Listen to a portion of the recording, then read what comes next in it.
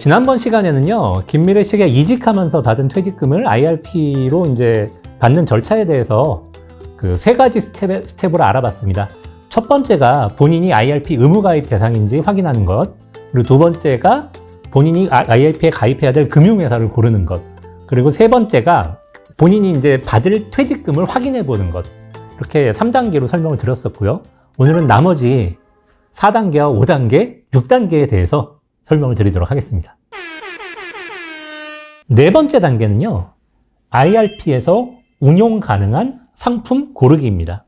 자동으로 운용해주면 얼마나 좋겠습니까? 좀 편할 텐데요.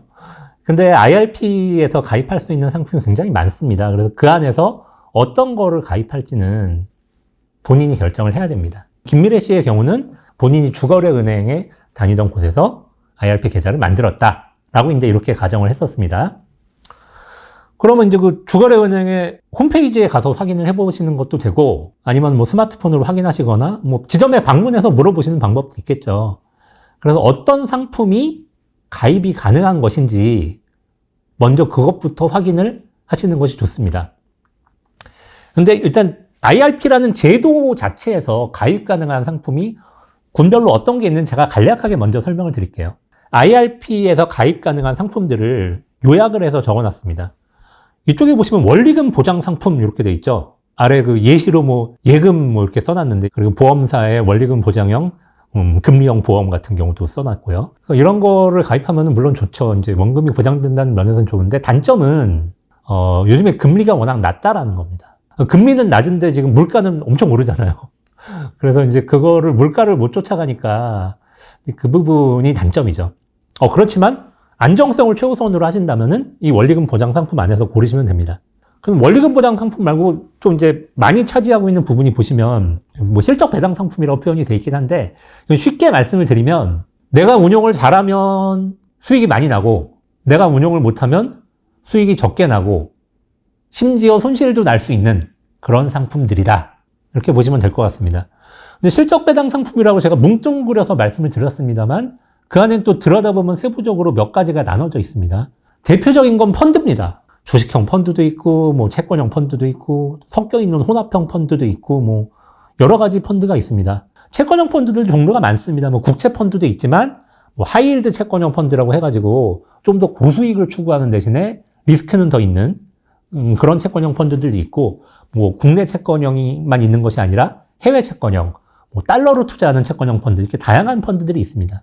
나와 있는 펀드들 상당 부분은 다 IRP에서도 가입이 가능하시다. 증권사에서도 되고, 은행에서도 되고, 보험사에서도 되고. 근데 이게 회사마다 가입 가능한 펀드는 다릅니다. 예를 들어 내가 어떤 특정 펀드를 가입하고 싶으실 수도 있어요. 이 펀드를 내가 IRP 계좌 만든 데서 가입할 수 있느냐, 이건 좀 다른 문제입니다. 될 수도 있고 안 될 수도 있어요. 그래서 이제 그 자기가 가입한 그 금융회사에서 제공하는 상품만 가입이 가능하기 때문에 그 부분은 좀 유념을 하시는 것이 좋습니다. 그리고 펀드 말고 또 실적 배당 상품 뭐 있을까요? ETF도 있습니다. ETF 요즘에 많이들 하시더라고요. 익스체인지 트레이디드 펀드, 역시 이것도 펀드긴 펀드인데 주식처럼 사고 팔 수가 있습니다. 증권사 매매 시스템에서 주식을 사고 파시잖아요. 뭐 삼성전자 주식 뭐 이렇게 사고 팔듯이 이 펀드를 그렇게 사고 팔 수가 있어요. 그렇지만 이거는 어쨌든 펀드이기 때문에 주식만큼의 변동성이 있지는 않고요. 주식형 펀드의 경우는 그 2영업일 기준가로 사지고, 그 다음에 판다고 할 때도 뭐 2영업일 기준가로 4영업일 환매 이런 걸 들어보셨을 겁니다. 그러니까 지금 현재의 가격으로 바로 팔아지지 않는다라는 거죠. 그런 부분에 좀 갑갑함을 느끼시는 분들 같은 경우에 ETF를 많이 하시더라고요. ETF는 지금 현재 가격이 계속 변하잖아요. 그 가격으로 바로 팔 수가 있기 때문에 즉각적으로 그 가격을 결정짓고 싶으신 분들은 ETF 거래를 선호하시는 것 같습니다. 요즘에는 ETF도 종류가 많습니다. 옛날에는 대표 지수, 뭐 코스피 200 지수 이런 ETF만 있었는데, 최근에는 뭐 테마 지수, 뭐 전기차 ETF니 무슨 뭐 메타버스 ETF니 이런 다양한 테마 지수를 가지고 운용되는 ETF들이 많기 때문에 선택의 폭도 과거보다 훨씬 넓어졌다, 이렇게 보실 수가 있을 것 같습니다. 그리고 또 특이한 거가 뭐가 있을까요? TDF가 있습니다. 이 펀드는 그럼 다른 일반적인 펀드하고 뭐가 다르냐? 이거는 상장돼서 거래되는 것도 아닌 것 같은데 뭐가 다른 거냐? 운영 방식이 다릅니다. TDF는 본인이 실제로 퇴직하는 시점이 언제인지에 따라서 주식을 포함한 위험 자산을 몇 퍼센트나 담을 건지가 결정이 됩니다. 예를 들어서 내가 지금 가입하는데 저는 퇴직은 30년 뒤에 해요. 그런 분은 30년 뒤가 타겟 데이트로 돼 있는 TDF를 가입을 하실 수가 있고요.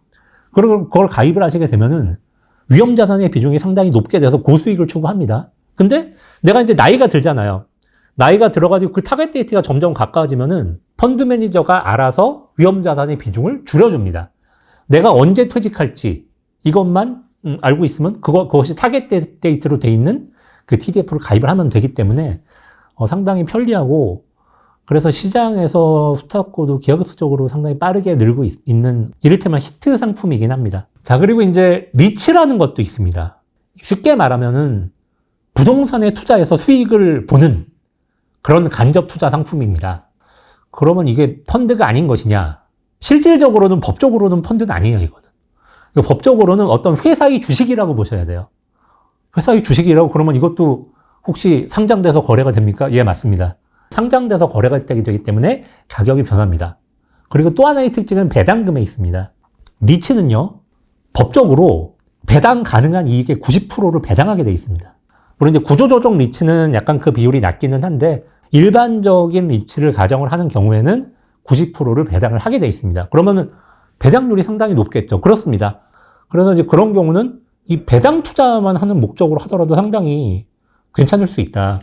그래서 원래는 퇴직연금, IRP를 포함한 퇴직연금에서 리츠 투자가 안 됐었는데 몇 년 전 허용을 해줘서 지금 현재 이제 리츠도 투자가 가능하고요. 그러니까 이 원리금 보장부터 실적 배당까지 IRP에서 투자 가능한 상품은 무궁무진하다.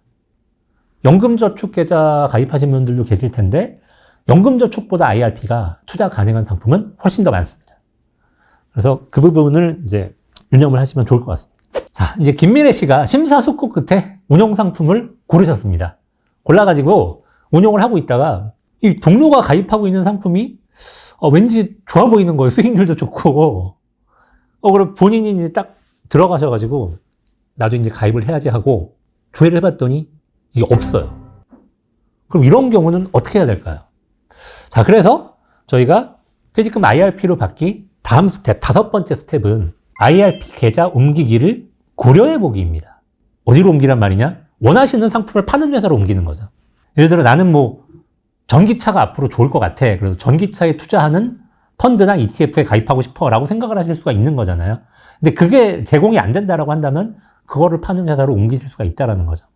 그러면 이걸 옮기는 걸 어떻게 해야 되는 거냐?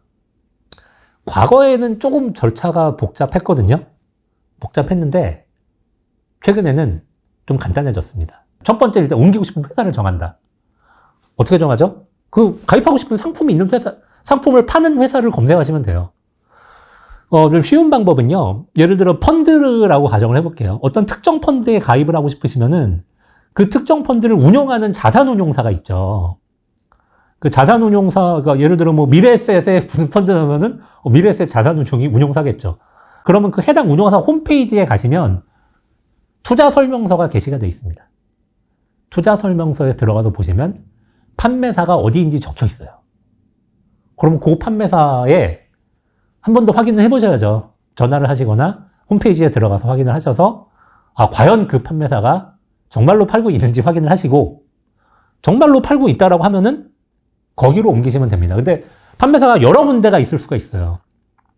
예를 들어 A펀드에 가입을 하고 싶으신데 지금 내가 가입해 있는 금융회사는 안 팔지만 이거를 판매하는 회사가 뭐 A회사, B회사, C회사 이렇게 세 군데가 있을 수도 있잖아요. 그 중에는 어디로 가야 되느냐? 그래서 스스로가 뭐 저렴한 곳을 고르시는 방법도 있고 아니면은 시스템이 굉장히 편리한 곳이 있습니다. 요즘엔 스마트폰으로 많이 하시잖아요.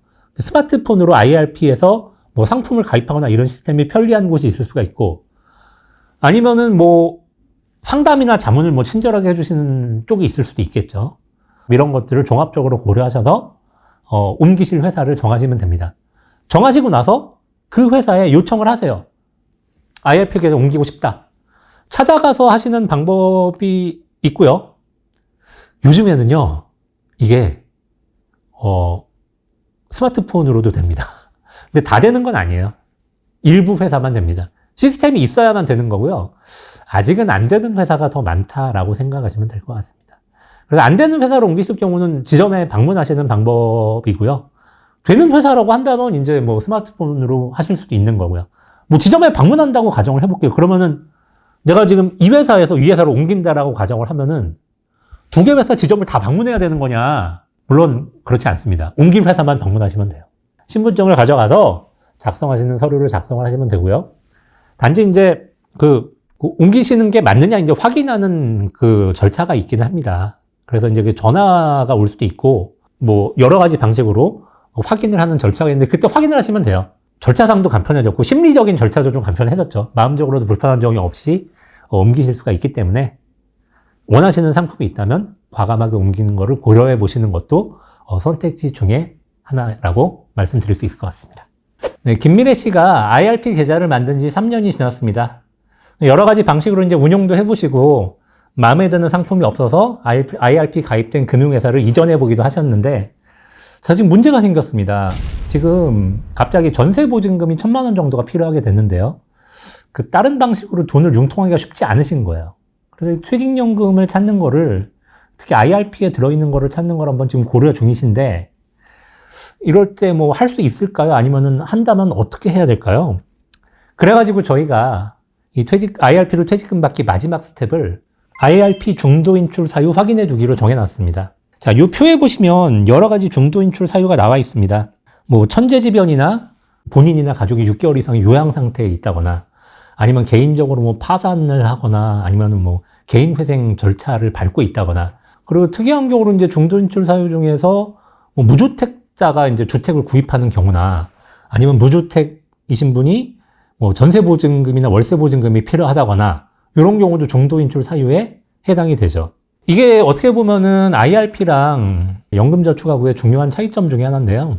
연금저축은 그 세액공제 받지 않은 원금은 인출이 가능하거든요, 자유롭게. 근데 IRP 같은 경우는 뭐 세액공제 여부랑 상관없이 일단 IRP에 돈이 들어가면은 이런 중도 인출 사유에 해당되지 않으면 찾을 수가 없다.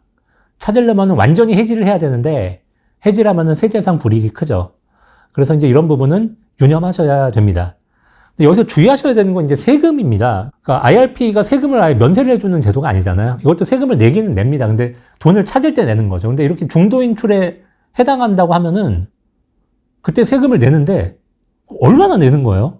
그게 돈의 성격이 뭐냐에 따라 가지고 세금이 달라집니다. 자, 첫 번째는 김미래 씨가 처음에 받아서 넣었던 퇴직금 있죠. 그 퇴직금이 1번이에요. 두 번째는 뭐냐? IRP가 연간 그 납입한 돈에 근로자가 추가로 그 돈을 납입하시면 700만 원 한도로 세액공제를 해주거든요. 그 세액공제한 원금을 2번이라고 가정해 볼게요. 그리고 이 원금들에서 발생된 수익이 있지 않습니까?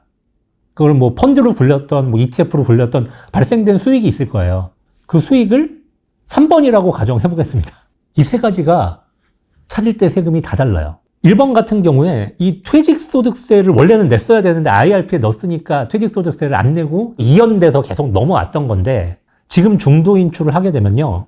중도 인출 사유가 뭔지에 따라 가지고 퇴직소득세를 낼 수도 있고 연금소득세를 낼 수도 있습니다. 이 천재지변이나 뭐 가족의 요양 이런 거는 소득세법하고 그 퇴직연금 중도 인출 사유가 일치하는 경우거든요. 이런 경우에는 연금소득세를 내면 됩니다. 근데 그게 아니라 소득세법에서 인정하지 않는 경우가 있어요. 그런 경우에는 중도 인출을 할 수는 있어요. 할 수는 있으나 퇴직소득세를 내야 되는 연금소득세가 아니라 주택 구입이나 보증금 같은 경우는 소득세법을 인정을 안 해주기 때문에 이런 경우는 찾을 수는 있는데 퇴직소득세를 내야 된다는 거죠. 퇴직소득세는 아까 개인마다 다르다는 말씀은 전 시간에 제가 이제 들었던 것 같습니다. 그래서 그거는 뭐 정확하게 세율이 몇 프로다라고 말씀드릴 수는 없지만 그 퇴직할 때 계산됐던 그 세율을 지금 이제 내시는 거고요. 퇴직금에 대한 연금소득세 같은 경우에는요, 퇴직소득세율이 몇 프로인지에 따라서 연금소득세율도 달라지기 때문에 이것도 제가 정확하게 말씀드리기는 어렵지만은 10년 동안은 이제 받으면은 그게 그 퇴직소득세율보다 30% 깎아주거든요. 그게 연금소득세율이고 10년 차를 넘어가면은 그때부터는 40%를 깎아줍니다. 하여튼 퇴직소득세보다 그 저렴한 세금을 낼 수가 있다. 연금소득세를 내면. 본인이 연말정산 때 이제 세액공제 받으려고 넣으셨던 돈, 요거는 어떻게 되는 거냐? 그 소득세법이 인정하는 조건에 해당되면은 연금소득세. 연금소득세는 이 경우에는 3.3에서 5.5% 정도입니다. 인정되지 않는 사유라고 하면은 그거는 기타소득세입니다. 기타소득세는 16.5%예요. 세율이 높죠. 예, 높습니다. 운용 수익에 대한 부분은요, 소득세법이 인정하면은 연금소득세를 내시는 것이고, 그렇지 않으면 기타 소득세를 내는 것입니다. 16.5%죠. 그래서 이제 이득 부분에 대해서는 아까 그 연말정산용으로 세액공제용으로 넣은 돈하고 똑같이 보시면 된다. 그래서 이제 김미래 씨가 말씀드린 사례를 예로 들면은 본인이 지금 뭐 연말정산 때문에 돈을 더 넣으셨는지 여부는 넣지 않았다라고 가정을 해보면요, 퇴직소득세를 내셔야 될 것으로 보여집니다. 연금소득세가 아니고. 왜냐하면 소득세법이 인정하는 사유가 아니기 때문에. 근데 퇴직소득세율은 근속기간이 그 전 시간에 10년으로 가정을 했고, 그리고 받은 퇴직금이 3천만 원 정도로 가정을 했기 때문에 세율이 굉장히 높진 않을 겁니다. 3에서 5% 정도일 것 같은데, 하여튼 그 세금을 내시고 중도 인출을 하실 수가 있다. 이렇게 설명을 드릴 수 있을 것 같습니다. 네, 지금까지 2부에 걸쳐서 이직할 때 퇴직금 받는 거를 IRP 관련해서 체크해야 될 점, 이걸 단계별로 알아봤습니다. 총 6단계로 알아봤는데요. 각 단계별 특징들을 유념하셔가지고 풍족한 노후 생활에 도움이 되셨으면 좋을 것 같습니다. 감사합니다.